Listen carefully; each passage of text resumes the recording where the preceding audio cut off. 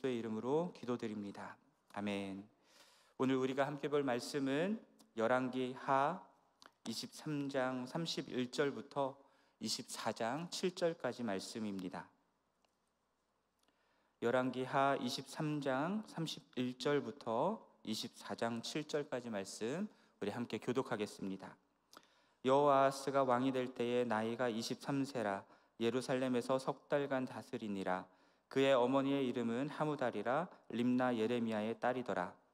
여호아하스가 그의 조상들의 모든 행위대로 여호와 보시기에 악을 행하였더니 바로 느고가 그를 하맛 땅 리블라에 가두어 예루살렘에서 왕이 되지 못하게 하고 또 그 나라로 은 100달란트와 금 1달란트를 벌금으로 내게 하고 바로 느고가 요시야의 아들 엘리야김을 그의 아버지 요시야를 대신하여 왕으로 삼고 그의 이름을 고쳐 여호야김이라 하고 여호아하스는 애굽으로 잡아갔더니 그가 거기서 죽으니라.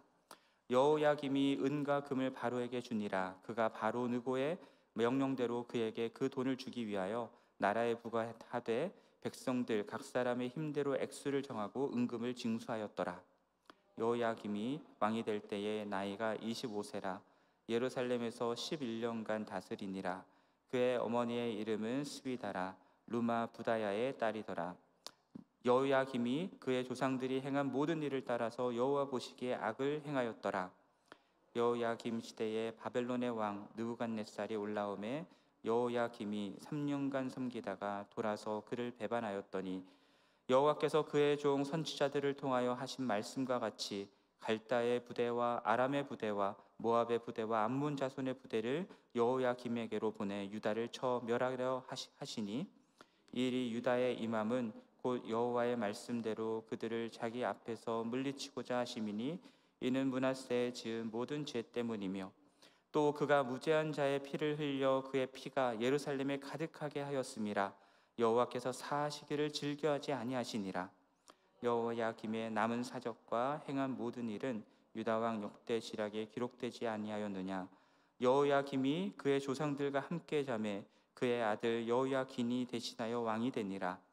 왕이 다시는 그 나라에서 나오지 못하였으니 이는 바벨론 왕이 애굽 강에서부터 유브라데 강까지 애굽 왕에게 속한 땅을 다 점령하였음이더라. 아멘.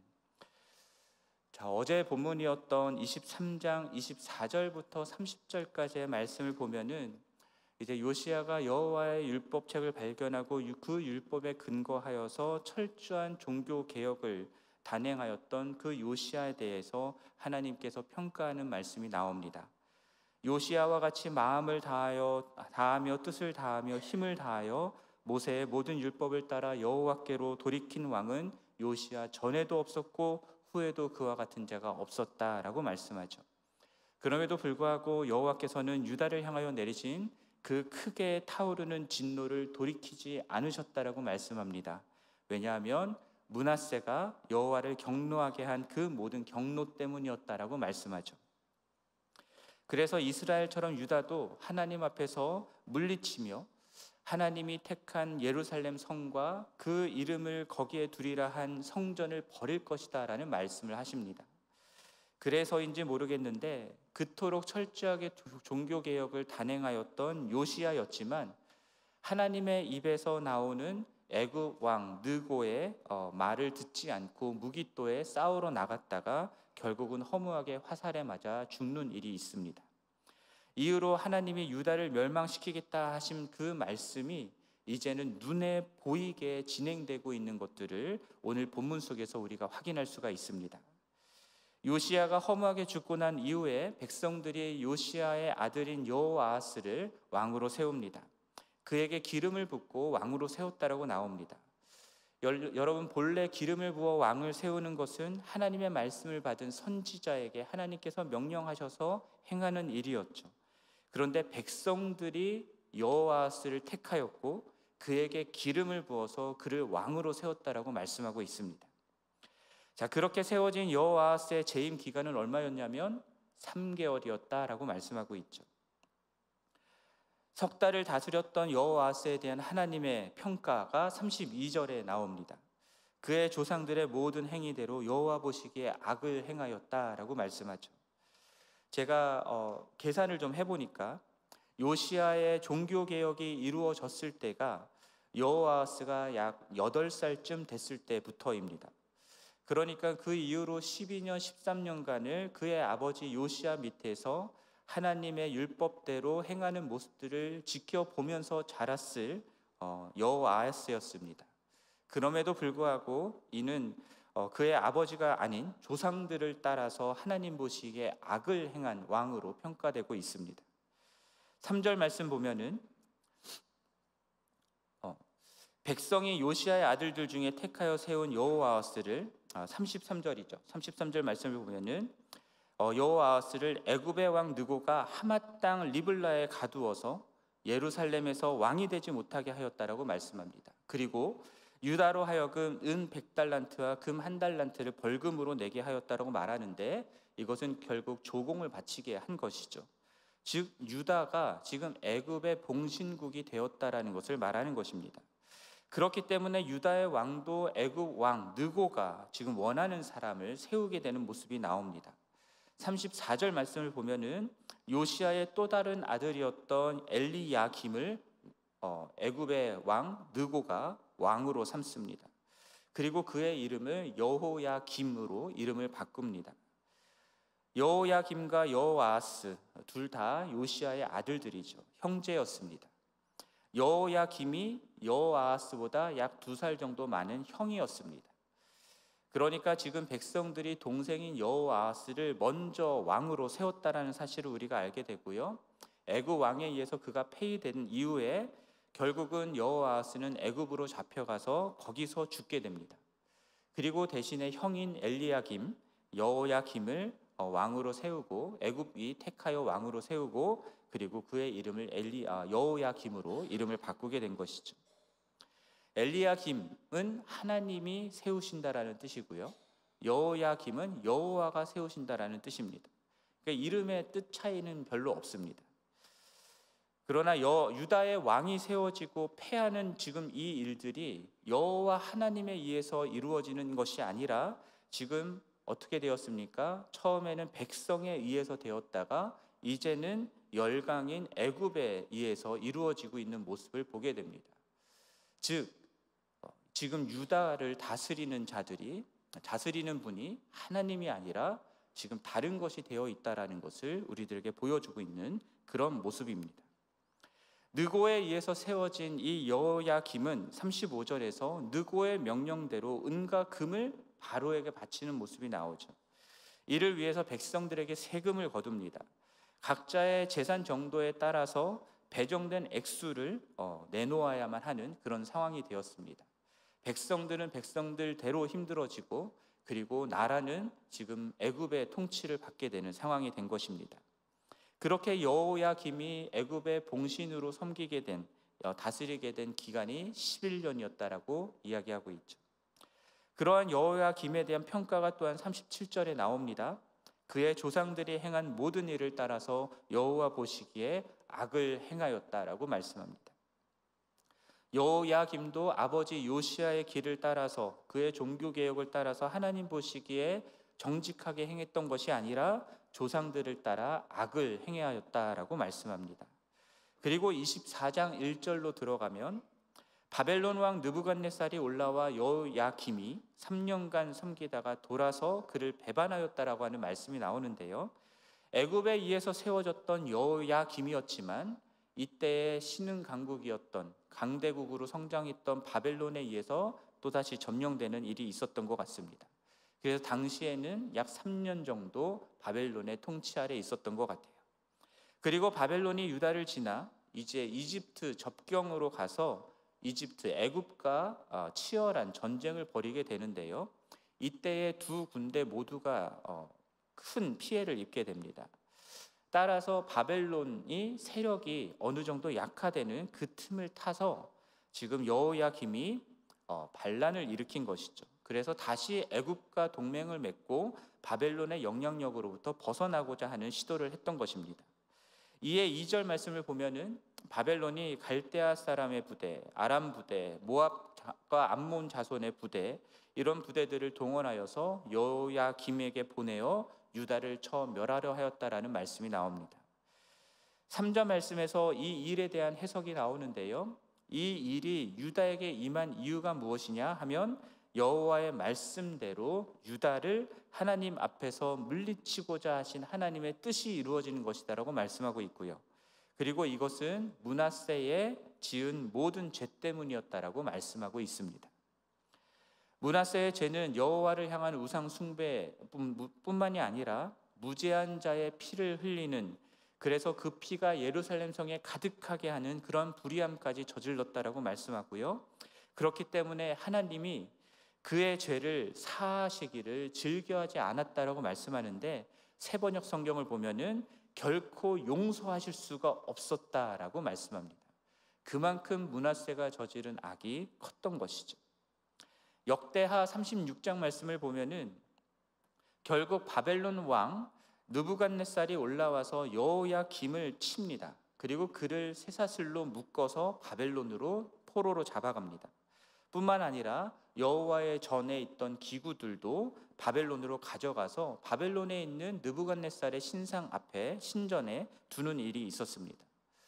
자, 그렇게 여호야김이 바벨론에 의해서 죽게 된 후에 그의 아들 여호야긴이 왕이 되고요, 바벨론이 애굽 강에서부터 유브라데 강까지 다 점령하게 되면서 애굽은 더 이상 힘을 쓰지 못하고 애굽의 국경 밖으로 나오지 못하는 그런 상태가 되었다라는 것을 오늘 7절 말씀에서 말씀하고 있는 겁니다.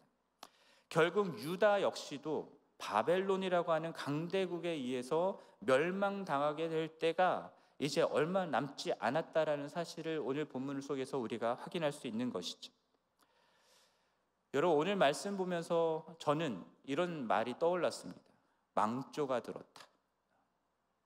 망할 징조가 보인다라는 거죠. 제가 신학교 다니면서 읽었던 책에서도 나오고요, 담임 목사님이 이제 모든 실행위원들과 함께 읽고 나누었던 책 중에 죽은 교회를 부검하다라고 하는 책이 있었습니다.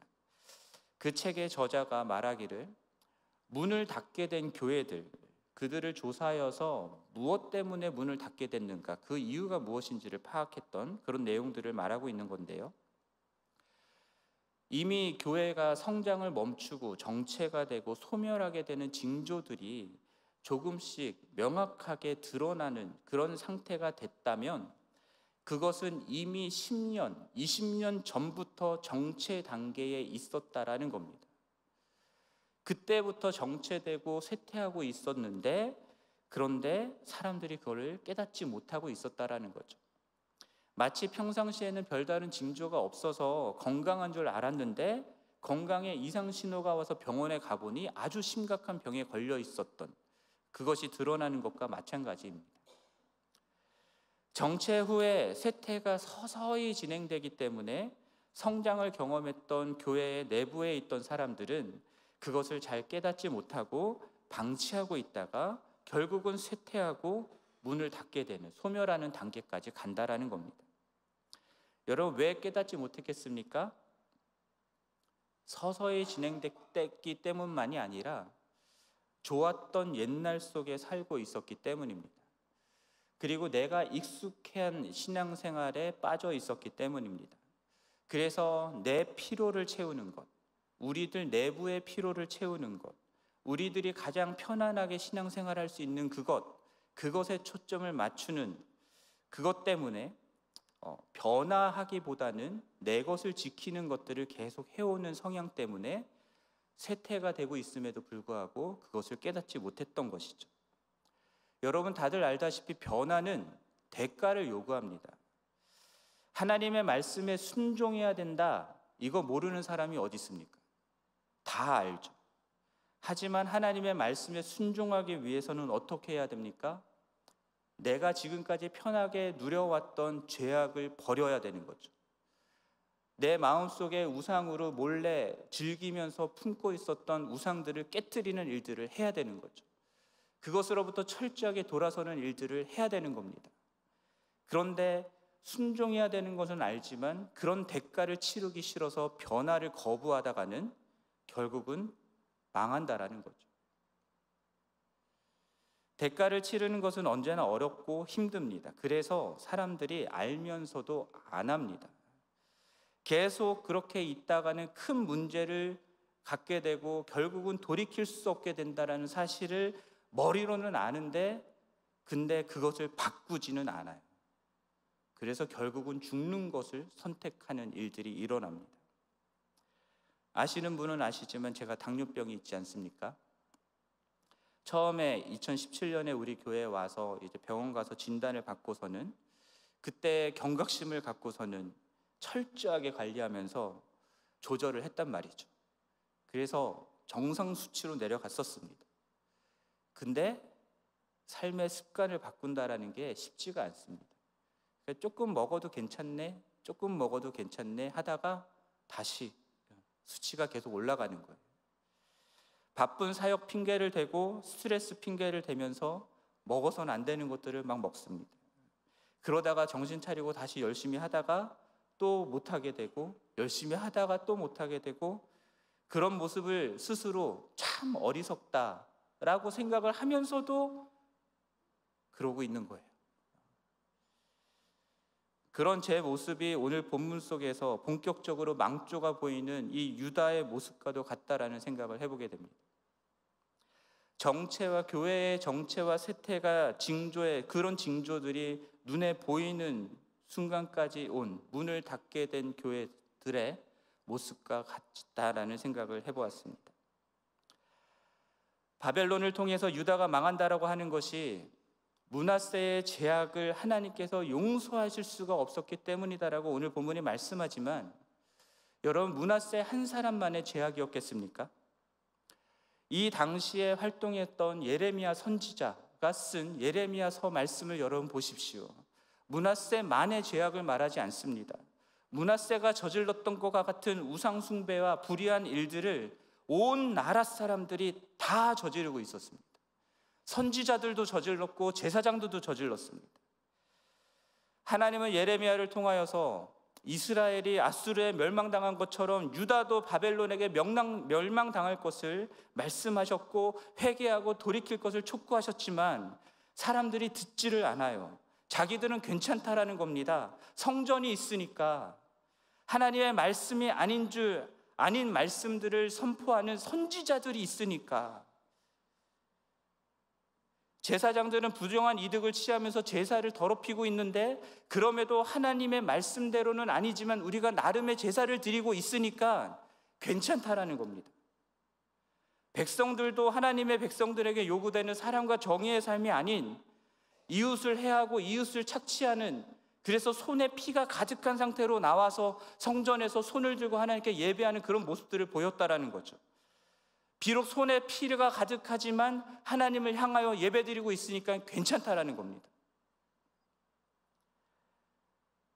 하나님보다 외부의 열강들을 더 의지하고 그래서 그들과 동맹을 맺어서 우리나라의 안전을 추구하는 것, 그것이 현실적이고 합리적인 대안이라고 여겨지니까 그렇게 해도 괜찮다라고 생각해서 그렇게 했지만 그 가운데 하나님이 없는 거예요. 하나님 의지하는 게 없는 거예요. 그러면서도 나름의 현실적이고 합리적인 대안을 했으니까 괜찮다 생각하는 겁니다. 그 모습 자체가 이미 망조 같은 모습인 거예요. 근데 괜찮은 게 아닌데 자기들은 괜찮다 생각하고 있는 겁니다.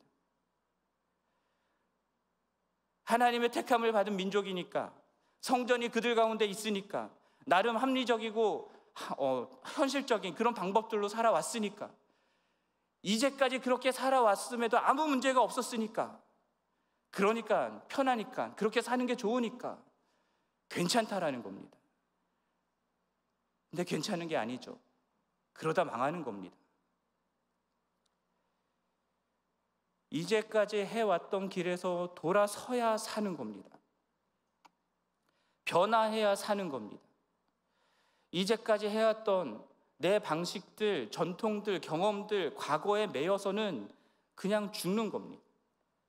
하나님의 말씀이 말씀하시는 것대로 우리의 생각과 행동들, 삶의 방식들, 그 모든 것들을 날마다 변화시켜 나가는 그런 일들이 있어야 우리가 사는 겁니다. 교회가 사는 거예요. 요시야가 그랬던 것처럼 여러분, 말씀으로 돌아가야 됩니다. 여러분, 유튜브가 아니라 말씀을 펴서 읽고 묵상하여야 되는 거예요. 하나님이 우리에게 주시는 그 말씀을 날마다 들어야 됩니다. 그리고 그 말씀 앞에 우리의 삶을 비춰보면서 우리 안에 알게 모르게 들어온 우상들을 발견하고 그것들을 깨트리면서 우리의 마음을 찢어 회개하는 일들이 일어나야 되는 겁니다. 우리의 삶 구석구석에 들어와 있는 우상들을 제거하고 불의한 것들을 버리고 회개하고 돌이켜야 사는 거예요. 나를 위한 하나님이 아니라 하나님을 위한 나로 우리의 삶의 중심을 변화시키는 일들이 있어야 사는 겁니다. 그런 개혁이 있어야 사는 거예요. 그런 거 하나 없이 돈, 자녀, 가정, 내 커리어, 권력, 지식, 쾌락, 방탕함, 이런 우상들을 마음 한켠에 고이 모셔두고 교회에 나와서 예배드리고 봉사하는 것으로 만족하고 신앙생활하고 있으면서 괜찮다 생각하신다면 아닙니다. 괜찮지 않습니다. 그렇게 신앙생활 하시다가 망합니다. 하나님의 말씀과는 상관없이 내 삶을 들여서 하나님 나라를 이루는 것과는 상관없이 교회를 통해서 신앙생활을 통해서 내 욕망을 이루려 하는 그런 식으로 신앙생활하면은 망하는 겁니다. 내 가족, 내 자녀, 내가 복 받으려고 하나님 섬기고 있다면, 기도하고 있다면 망하는 겁니다.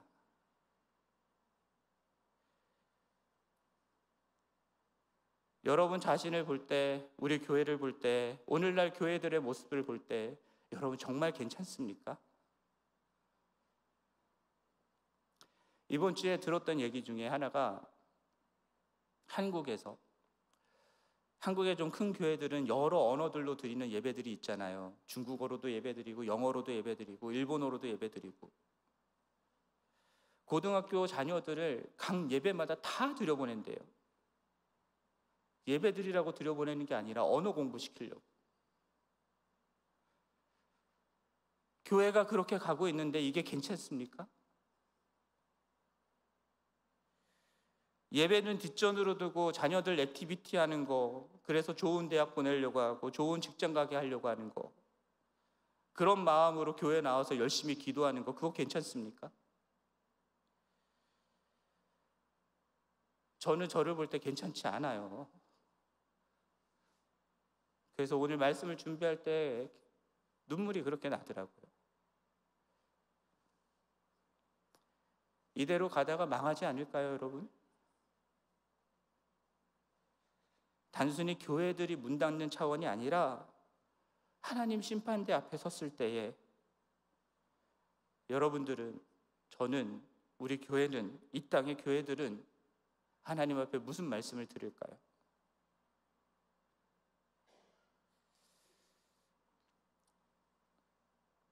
두렵습니다. 그러나 두려움만 할 것이 아니라 하나님의 말씀하시는 대로 변화를 택하셔야 됩니다. 하나님 말씀에 순종하기를 결단하시고 오늘부터 다시 하나님 말씀에 맞게 우리의 삶을 변화시키는 일들을 행하셔야 됩니다. 진노 중에도 긍휼을 잊지 아니하시는 그 하나님의 은혜를 구하면서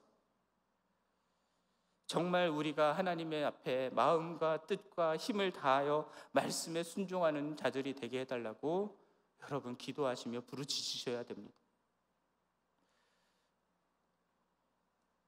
그래서 이 악한 시대 가운데에, 교회들도 타락해가는 시대 가운데에 정말 하나님 보시기에 정직하게 행하는 그런 교회라고 칭찬받는 그런 우리 교회가 되고 우리 모든 성도들이 되기를 간절히 바랍니다. 그래야 삽니다. 함께 기도하겠습니다. 하나님 아버지, 열왕기하 이제 마지막으로 가면서 정말 나라가, 유다 나라가 망하는 징조들이 여실히 보이기 시작합니다.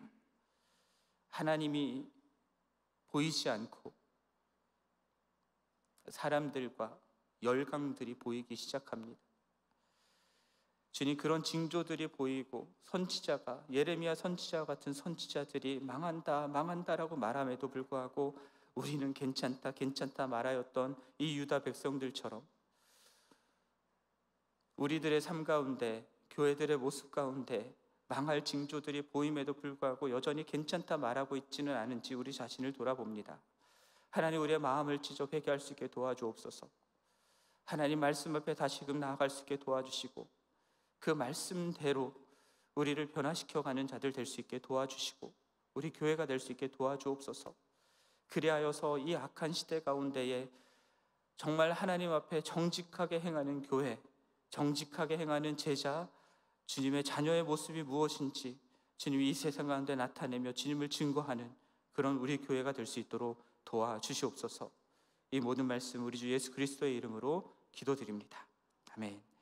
하늘에 계신 우리 아버지여, 이름이 거룩히 여김을 받으시오며 나라가 임하시오며 뜻이 하늘에서 이루어진 것 같이 땅에서도 이루어지이다.